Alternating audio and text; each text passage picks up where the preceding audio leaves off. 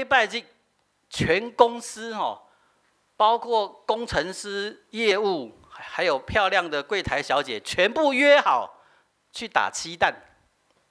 你知道鸡蛋一定会跟烤肉放在一起，所以一整天从早上打鸡蛋、烤肉、打鸡蛋，一整天，全公司有一个人没去，是谁？因为要干嘛？要做礼拜，有服侍，我就很理所当然，对不？理所当然，不你问那个陈婷会不会说不去？不会。好我要来教会，袂使去基督徒爱做礼拜无？我无去。哇，我记到现在，你知道那是几年？那是大概是2000年。现在我你看我这个小心眼，我快记了20年。他们就去打鸡蛋，我就去做什么？做礼拜。好，都没事，大家做自己要做的事。星期一回到公司上班，大家准备在打鸡蛋。大家从早上上班开始，一直到中午吃饭，每个人都还在讲什么？你看我这一空大大小小、男女老少，每个人都在讲昨天玩鸡蛋的事情。讲到这欢喜，全公司只有一个人，你知道他在讲啥？那时候真想就唱圣诗给他们听。就是讲基督徒，你这个生活的款是有可怜无？有没有很可怜？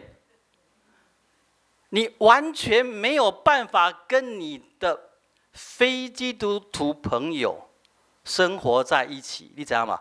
因为你要干嘛？你要聚会。各位小姐，是你的生活重要，还是聚会重要？不是，别当你讲，是你的生活是重心，还是聚会是重心？你的生活才是重心。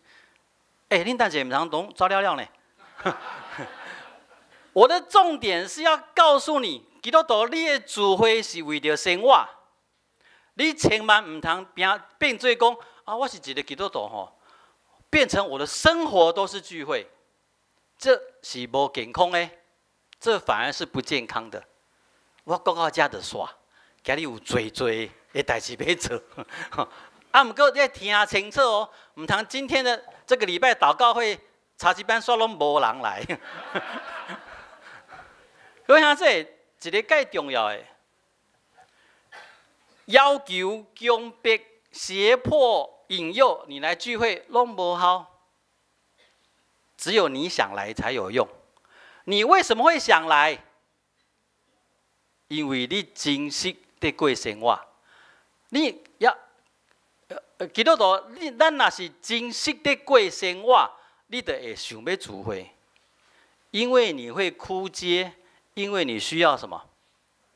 扶持。我有讲清楚无？